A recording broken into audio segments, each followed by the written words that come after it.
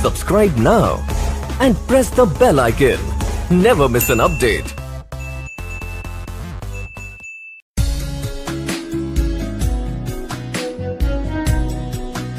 मुकेश मिश्रा नाम के इस YouTube चैनल में आपका पुनः स्वागत है। यदि आपने अभी तक चैनल को सब्सक्राइब नहीं किया है तो चैनल को सब्सक्राइब कर लें और बेल आइकन दबा दें, जिससे कि जो नया वीडियो अपलोड हो उसका आपको इंफॉर्मेशन मिल जाए। देखिए, पढ़ाई में कंसिस्टेंसी सबसे महत्वपूर्ण है। अगर कंसिस्टेंसी नहीं है तो आपने सुनी होगी खरगोश और कछुए वाली कहानी कि बड़ी तेजी के साथ थोड़ा दौड़ने फिर रुक गए तो कोई फायदा नहीं। लगातार आपका प्रयास जारी रहना चाहिए। और एक चीज आपको दिमाग से और निकाल देना है कि प्रतियोगी परीक्षा पास करने के लिए, जेईई नीट पास करने के लिए आपको कहीं कलकत्ता जाने की जरूरत है जी नहीं। आप अपने घर पर इत्मीनान से, बस ये है कि आपका दिल एक जगह रहे, 2 दिन ना हो सीने में, 1 दिन हो, जिससे कि आपका दिल सिर्फ आपके पढ़ाई पर केंद्रित हो कुछ दिनों के लिए। फिर अपना दिल कहीं और भी लगा दीजिएगा, कोई दिक्कत नहीं। तो आज आगे बढ़ते हैं और पहला हेडिंग हमने डाला है कंपैरिजन, तुलना between electrostatic and gravitational forces, वैद्युत और गुरुत्वीय बल के मध्य तुलना। आपको मैंने बताया था कि वैद्युत बल 2 आवेश Q1 Q2 है, r दूरी पर है, तो उनके बीच में बल का सूत्र F बराबर के Q1 Q2 अपन r²। 2 द्रव्यमान M1 M2 एक दूसरे से r दूरी पर है, उनके बीच लगने वाले बल का गुरुत्वीय बल का सूत्र Fg बराबर G M1 M2 अपन r²। जरा समानताओं की बात करें, हम लोग काफी बात कर चुके हैं, उसी आधार पर हम बात करेंगे। समानताएं जो सिमिलरिटीज हैं, पहला बोथ फोर्सेस ओबे इनवर्स स्क्वायर। दोनों बल आप देख रहे हैं कि यहाँ पर भी F समानुपाती 1/r², Fg समानुपाती 1/r², r इनवर्स यानी व्युत्क्रम में है और स्क्वायर में है। व्युत्क्रम वर्ग अनुपात का नियम इसको कहते हैं। तो दोनों बल व्युत्क्रम वर्ग अनुपात के नियम का पालन करते हैं, अर्थात दूरी बढ़ने के साथ बल के मान में बड़ी तेजी से कमी आती है। Both forces are mutual. यहाँ पर ध्यान देना, म्यूचुअल पारस्परिक, अन्योन्य। पारस्परिक मतलब बराबर का, मान। अगर 2 आवेश है Q1 Q2, एक आवेश बहुत बड़ा है, दूसरा आवेश बहुत छोटा है, तो जितने बल से बड़ा वाला आवेश छोटे बल आवेश को खींचेगा, आकर्षण लगाएगा या प्रतिकर्षण लगाएगा, उतने ही बल से छोटा वाला आवेश बड़े आवेश पर आकर्षण या प्रतिकर्षण बल लगाएगा। ऐसा नहीं कि बड़ा वाला आवेश ज्यादा बल लगाए, इससे खींचे, आकर्षित करे, प्रतिकर्षित करे, और छोटा वाला आवेश कम बल से आकर्षित या प्रतिकर्षित करे। जितना बल बड़ा आवेश लगाएगा उतना ही बल छोटा आवेश भी लगाएगा। इसी प्रकार गुरुत्वीय बल में भी है कि अगर आपका द्रव्यमान 5 किलो है और चांद का द्रव्यमान बहुत ज्यादा है और आपके और चांद के बीच में जो बल लग रहा है, तो जितने बल से आप चांद को खींच रहे हैं उतने ही बल से चांद आपको खींचता है, यानी कि बराबरी का मामला, अन्योन्य, पारस्परिक। तो दोनों बल अन्योन्य होते हैं, म्यूचुअल होते हैं। तीसरी बात, both forces act around line joining them. दोनों बल मिलाने वाली रेखा के अनुदिश लगते हैं। M1 M2 है तो मिलाने वाली रेखा जो R है उसके अनुदिश आकर्षण बल, गुरुत्वीय आकर्षण बल लगेगा। इस प्रकार Q1 Q2 है, बीच की मिलाने वाली रेखा R है, तो विद्युत बल भी उसी R के अनुदिश लगेगा। तीसरी बात, दोनों बल अनंत दूरी के बल है, लॉन्ग रेंज फोर्स है, यानी कि अनंत दूरी पर जाकर के समाप्त हो जाते हैं। भले ही दूरी बढ़ने के साथ परिमाण बड़ी तेजी के साथ घटता जाता है, लेकिन अनंत दूरी पर जाकर के बल शून्य होता है। यानी आपकी वजह से बेचारा चांद भी परेशान है, आप चांद पर भी को भी खींच रहे हो, मंगल को भी खींच रहे हो, आप मंगल आपको खींच रहा है, आप मंगल को खींच रहे हो, अनंत दूरी तक आपका प्रभाव है, आप द्रव्यमान पिंड है। इसी प्रकार अगर आवेशित कण है तो अनंत दूरी से पहले जो आवेश पड़ेगा वहां तक आपका आकर्षण बल लगेगा या प्रतिकर्षण बल लगेगा, भले मान बहुत ही सूक्ष्म हो। चलिए, इन दोनों बलों में अंतर क्या है इसकी बात कर लेते हैं, डिफरेंसेस। तो डिफरेंसेस में पहली बात, gravitational force is always attractive. गुरुत्वीय बल सदैव आकर्षण का बल होता है, यानी 2 द्रव्यमान पिंड सदैव एक दूसरे को खाली खींचते हैं, मोहब्बत होता है, प्रेम, खींचने वाला चक्कर है, धक्का देने वाला चक्कर नहीं बता मेरे पास। गुरुत्वीय पिंड हमेशा आकर्षित करते हैं, पक्का वाली सच्ची वाली मोहब्बत है। जबकि electrostatic forces are attractive as well as repulsive. विद्युत बल का मामला कुछ ऐसा है, ये भेद करता है, इसका मोहब्बत सच्चा नहीं है। अपोजिट चार्जेस है तो अट्रैक्ट करेगा, आकर्षित करेगा, और सेम चार्जेस है तो रिपेल करेगा। चलिए दूसरा अंतर देखते हैं दोनों बलों में। जो गुरुत्वीय बल Fg है, independent of medium between masses. मैंने बताया था गुरुत्वीय बल सच्चा बल है, सच्चा प्यार है, सच्चा आकर्षण है। Independent of medium between masses, दो द्रव्यमान पिंडों के बीच में माध्यम कुछ भी हो, आकर्षण उतना ही लगेगा, गुरुत्वीय आकर्षण उतना ही लगेगा। M1 M2, मैं M1 हूँ और मेरी एक है वो M2 है, और हमारे उसके बीच में मामला सब ओके है, तो जितना आकर्षण है, प्रेम है, उतना ही बीच में विलयन आ जाएगा तो भी रहेगा, कुछ भी स्थितियां पैदा हो जाएगी तो भी उतना ही आकर्षण बल लगेगा। यानी गुरुत्वीय बल सच्चा प्यार वाला बल है, ये बीच का मीडियम क्या है उस पर डिपेंड नहीं करता है। जबकि इलेक्ट्रोस्टैटिक फोर्स क्या होता है, बड़ा चालाक है, आज के जमाने वाला प्रेम है। Depends on the medium between the charges, बीच का मीडियम चेंज होने पर फोर्स का मान चेंज हो जाएगा। बीच में निर्वात है, कोई दिक्कत नहीं, तो अच्छा खासा मोहब्बत है, अच्छा खासा बल है। बीच में कोई माध्यम आ गया जिसका डाइलेक्ट्रिक कांस्टेंट ज्यादा है तो फोर्स उतना ही घट जाएगा, और तगड़ा बीच में आ गया कोई मीडियम तो और तेजी से घट जाएगा। यानी बीच के मीडियम पर डिपेंड करता है इलेक्ट्रोस्टैटिक फोर्स। जबकि Fg क्या है, सदैव हरा है, हमेशा आकर्षण है। स्थितियां बीच में कुछ भी हो, दोनों द्रव्यमानों के बीच माध्यम कुछ भी आ जाए, जितना बल लग रहा था उतना ही बल लगेगा। जबकि इलेक्ट्रोस्टैटिक फोर्स में ऐसा नहीं है, मीडियम बदलने पर फोर्स चेंज हो जाता है। तीसरा डिफरेंस देखते हैं, जो ग्रेविटेशनल फोर्स है ये ब्रह्मांड का सबसे कमजोर बल है, सबसे कमजोर बल है, सबसे कमजोर आकर्षण बल, वीकेस्ट, सबसे कमजोर फोर्स ऑफ नेचर, प्रकृति का सबसे कमजोर बल है। और Fe यानी इलेक्ट्रोस्टैटिक फोर्स ये इसके मुकाबले में कई गुना 10 to the power 30 times, 10 to the power 40 times, 10 का घात 30 गुना, 10 का घात 40 गुना ज्यादा होता है। तो ये पहली बात हमने करी आपसे इन दोनों के बलों के समानताएं और अंतर के बारे में। अगली बात हम आपसे करते हैं उस, और अगली बात में हम यही जो अंतर 3 है कि ये वीकेस्ट फोर्स है, ये स्ट्रांग फोर्स है, तो हम देखेंगे कितने गुना है। देखिए न्यूमेरिकल बहुत ही इंपॉर्टेंट है, और आप मेरे साथ जुड़े रहिए, लगातार हमारे साथ जुड़े रहिए। हम आपसे वादा करते हैं कि आप जेईई और नीट के प्रश्न आपको मुश्किल नहीं लगेंगे, लगातार अगर आप जुड़े रहे। चलिए हम इसी क्रम में पहली शुरुआत करते हैं। आपने लिख लिया होगा उम्मीद करते हैं, नहीं लिखा है तो वीडियो को बीच में पॉज कर दीजिएगा, जूम करके, और अपने नोट्स में लिख लीजिएगा। कितना तगड़ा है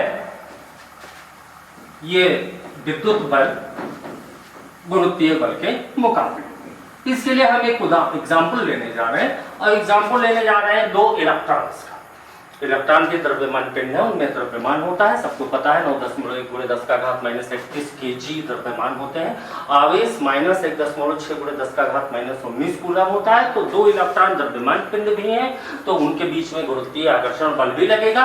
साथ साथ आवेशित कण है, ऋणात्मक आवेशित कण है, इसलिए विद्युत प्रतिकर्षण बल भी लगेगा। इसी से हम तुलना कर लेते हैं कि कितने गुना विद्युत बल लगेगा।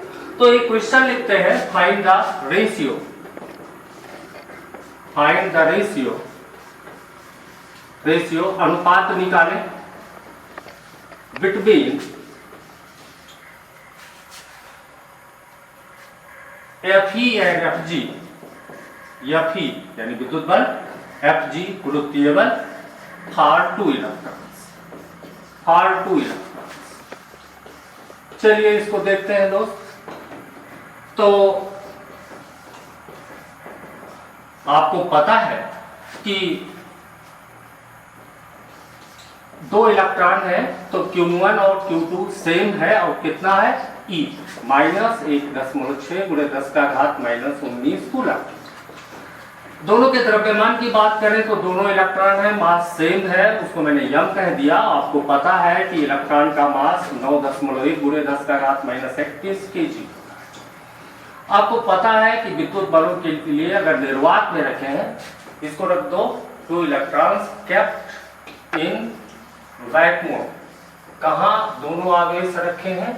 निर्वात में रखे, निर्वात में। तो निर्वात के लिए K का मान 9 × 10 का घात 9 न्यूटन मीटर स्क्वायर पर कूलम स्क्वायर होता है। हार्ड वैक्यूम आपको पता है। और universal gravitational constant capital G का मान 6.67 into 10 to the power minus 11 newton metre square पर किलोग्राम स्क्वायर होता है, आपको पता है। अब जरा पहले एफ का फार्मूला लिखते हैं, क्या होता है बोलो दोस्त, के Q1 Q2 upon R square.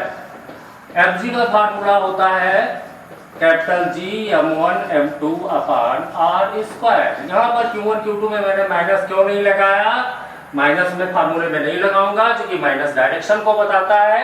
Numerical करने में हमें माइनस प्लस नहीं लगाना है, नहीं माइनस प्लस जब पोटेंशियल एनर्जी होती है, स्थिति जो विद्युत स्थिति ऊर्जा की बात होगी तब माइनस प्लस लगाएंगे, अभी देख लेंगे। तो जरा देखते हैं एफ अपान एफ जी कितना होता है, अभी पता हो जाएगा इस रेशियो से कि कौन किससे कितना तगड़ा है। तो ये हो गया के Q1 Q2 upon R square upon G M1 M2 upon R square. तो ये आपका हो गया के, और Q1 Q2 कितना है दोस्त, E है, तो Q1 into Q2 E square upon R square upon G. M1 और M2 सेम है, मैंने उसको M कह दिया है, तो G M square upon R square cancel हो गया। K की वैल्यू रखो, K की value 9 into 10 to the power 9, E square की वैल्यू रखो 1.6 into 10 to the power minus 19 का स्क्वायर अपान जी की वैल्यू रखो 6.67 into 10 to the power minus 11 और M स्क्वायर की वैल्यू को 9.1 into 10 to the power minus 31 का स्क्वायर। ये वैल्यू हल करने पर करीब करीब, मेरे मैथमेटिक्स बहुत तेज है, कैलकुलेशन है तुम कर लेना, 10 टू द पावर 42, यानी Fe अपान Fg की वैल्यू जो आई, दो इलेक्ट्रॉनों के बीच लगने वाला विद्युत बल बटे गुरुत्वाकर्षण बल बराबर 10 का घात 42, 42, यानी कि Fe की वैल्यू कितनी हो गई, 10 का घात 42 गुणे Fg, यानी गुरुत्वीय बल के मुकाबले में दो इलेक्ट्रॉनों के बीच लगने वाला विद्युत बल 10 का घात 42 गुना ज्यादा होता है। क्या अरे बहुत तगड़ा। चलिए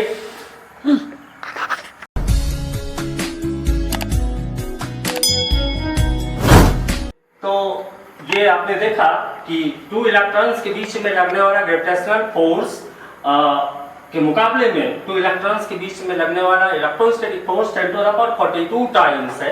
अब मैं आपको एक छोटा सा क्वेश्चन आपको करने को दे दूं जल्दी जल्दी में, और आप इसको करिएगा और कमेंट में इसका आंसर लिखिएगा। यही फोर्स Fe इस टू Fg की वैल्यू आपको निकालनी है फॉर टू प्रोटॉन्स।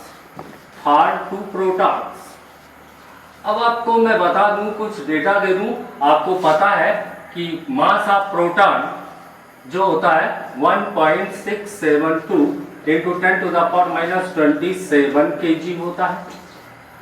बाकी चीजें और चार्ज ऑन प्रोटॉन बिल्कुल इलेक्ट्रॉन के बराबर ही होता है, और ये होता है आपको पता है प्लस E, यानी plus 1.6 into 10 to the power minus 19 coulomb. जैसा कि मैंने बताया कि आपको न्यूमेरिकल में यूज नहीं करना, please stop. On charge Q2 is F net is equal to F21 plus F23। ये तो मैंने तीन चार्जेस लेकर के बात करी। ऐसे अगर मान लिया कई सारे चार्ज हो, Q1 हो, Q2 हो, Q3 हो, Q4 हो, Qn, अब क्या करोगे, मैं nवें चार्ज पर, जैसे सेकेंड चार्ज पर लगने वाला फोर्स मैंने लिखा था, ऐसे मैं अगर लिखूं net force on nth charge, तो कितना हो जाएगा भाई, दूसरे पर था तो F21 प्लस F23, nवें पर है तो कितना हो जाएगा Fn1, nवें पर पहले कारण फोर्स, nवें चार्ज पर दूसरे के कारण फोर्स, nवें चार्ज पर तीसरे के कारण फोर्स, ऐसे nवें चार्ज पर किसके कारण फोर्स, n माइनस 1वें चार्ज के कारण फोर्स। ये हो गया प्रिंसिपल ऑफ सुपरपोजिशन। चलिए एक न्यूमेरिकल करते हैं। जो आपके लिए बेहद जरूरी है, जो कि कंपटीशन एग्जाम में बोर्ड में भी न्यूमेरिकल पूछे जाते हैं, उसकी अंडरस्टैंडिंग बहुत ही जरूरी है।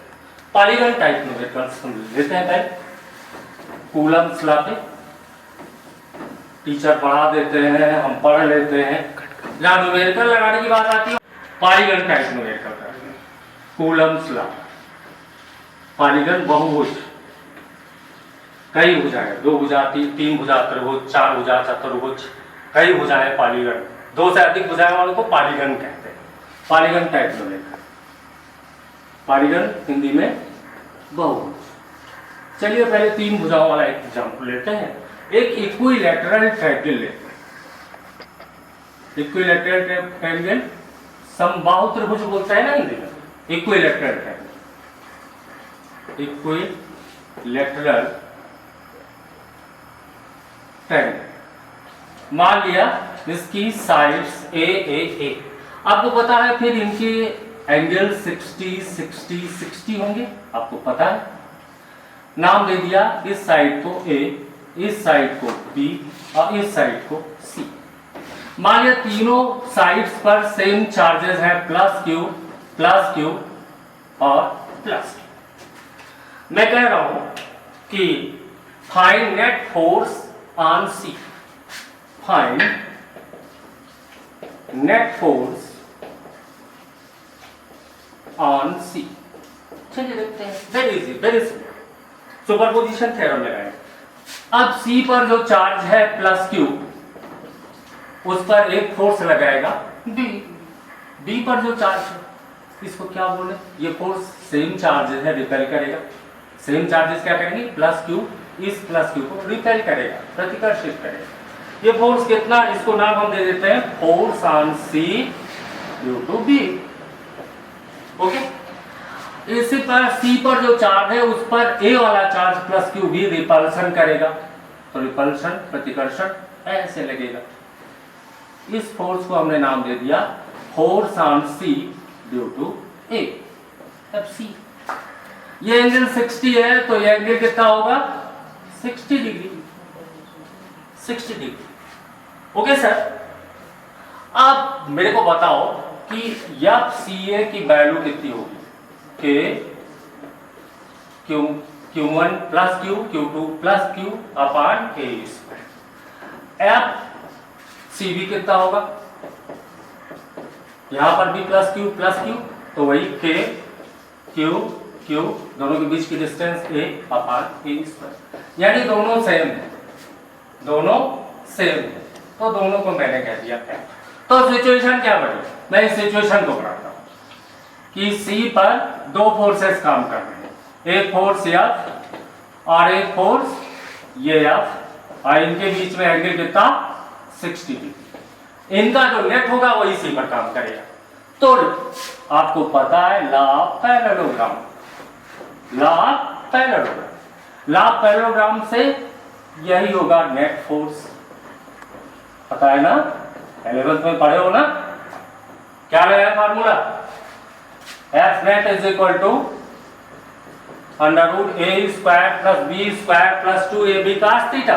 ए स्क्वायर मतलब एफ स्क्वायर, बी स्क्वायर मतलब F square plus 2af bf cos 60, यानी कितना हो गया यार, F square plus F square plus 2f square cos 60 की वैल्यू 1/2।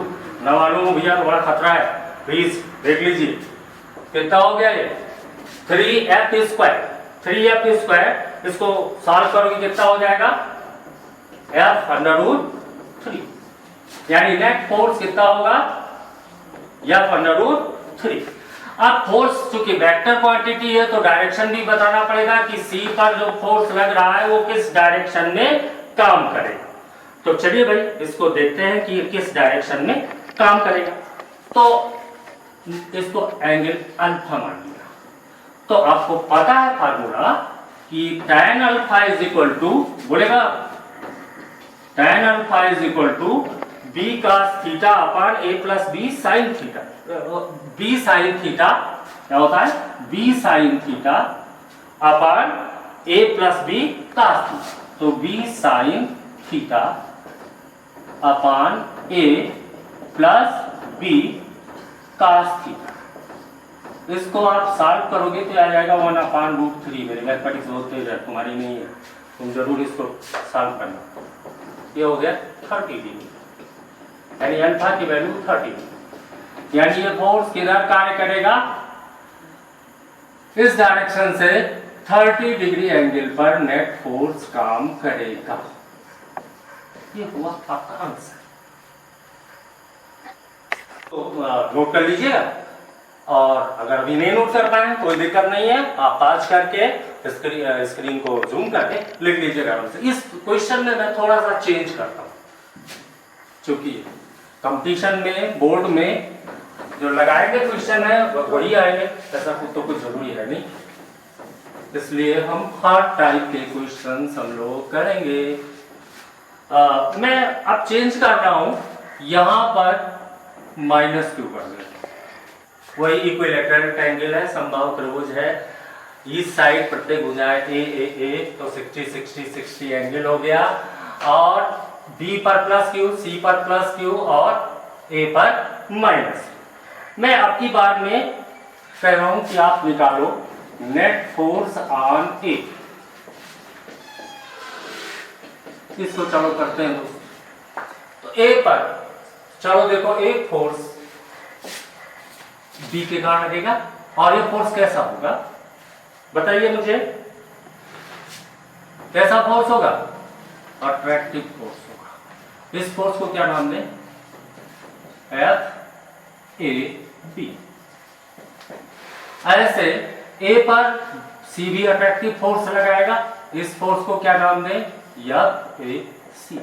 जरा देखें ए के बीच एंगल कितना है, 60 डिग्री ना, 60 डिग्री। तो सिचुएशन अब जरा FAB देखो कितना होगा, मैग्नीट्यूड देखो कि Q1 Q2 अपॉन r²।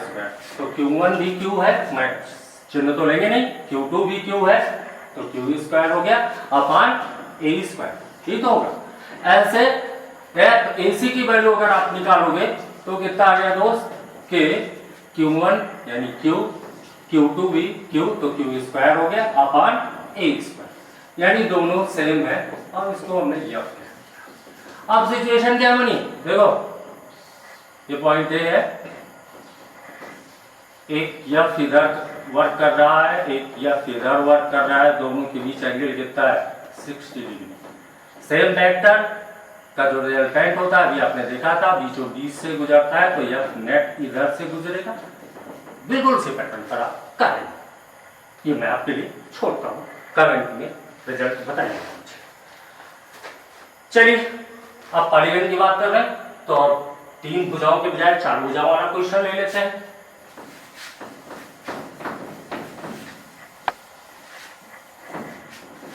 चलिए एक पॉलीगन लेते हैं, 4 आर्म्स,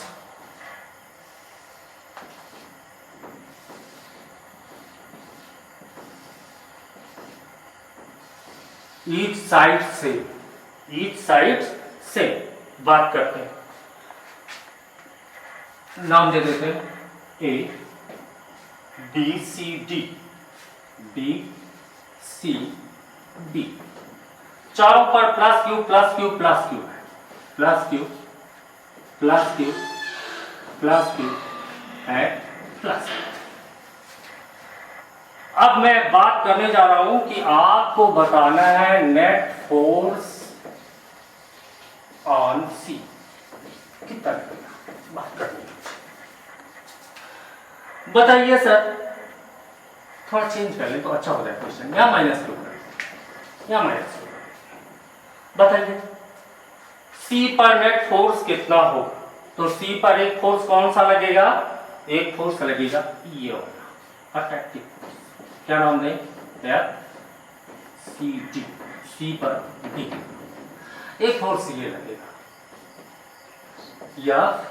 FCD, और एक फोर्स इसके कारण लगेगा, इसको क्या नाम दें, FCA। ये 3 फोर्सेस, 3 फोर्सेस बने ना। जरा वैल्यूज देखो, FCD बोलो कि Q1 और Q2 QQ है, तो Q² अपॉन ए स्क्वायर। इस साइड है, इस साइड देते हैं ए। चलिए यही इतना होगा एफ सी डी भी, क्योंकि यहां पर भी क्यू क्यू और ए है, एफ सी डी। अब जरा इसकी बात करते हैं, एफ सी ए की बात करते हैं कि यहाँ Q1 cube minus Q, Q2 plus Q, चिन्ह लेंगे नहीं तो Q into Q Q square हो गया अपॉन डायगोनल कितना होगा इसका, डायगोनल होगा आपका ए रूट, डायगोनल कितना होता है ए रूट 2 होता है भाई, ए स्क्वायर प्लस ए स्क्वायर का अंडर रूट, ये कर्ण है ना लंब आधार, तो कर्ण बराबर अंडर रूट लंब स्क्वायर प्लस आधार स्क्वायर, ए स्क्वायर प्लस ए स्क्वायर 2a स्क्वायर यानी ए रूट 2, तो ए रूट 2 का स्क्वायर यानी के Q square upon 2a square. अब क्या सिचुएशन बनी, इस सिचुएशन को हम डिपिक्ट करते हैं कि सी पर यानी माइनस क्यू पर 3 फोर्सेस वर्क कर रहे हैं। एक फोर्स कौन सा, एफ सी डी, एफ, दूसरा एफ सी डी, उसकी भी वैल्यू एफ। इनके बीच एंगल कितना, 90। अभी हम लोगों ने बात किया था कि दो फोर्सेस जब सेम होते हैं तो उनका जो रिजल्टेंट बनेगा वो बीचों बीच यानी 45 डिग्री पर बनेगा ना, 45 डिग्री पर बनेगा। इसको एफ आर कह लेते हैं, इन दोनों का, पहले इन दो को निकाल लेते हैं फिर इसको हटा देते हैं। तो एफ आर कितना हो जाएगा, under root F square plus F square plus 2ab cos theta, 2f into cos 90 की तरह 0, कितना हो गया 2f स्क्वायर यानी एफ अंडर रूट 2। तो इन दोनों का resultant F R F under root 2 इधर काम कर रहा है। और सर देखिए एफ सी ए भी इधर ही काम कर रहा है, एफ सी ए भी इधर ही काम कर रहा है, देखिए एफ सी ए भी काम कर रहा है ना। और जब दो वेक्टर एक ही डायरेक्शन में तो जुड़ जाए तो इसका नेट फोर्स कितना हो जाएगा,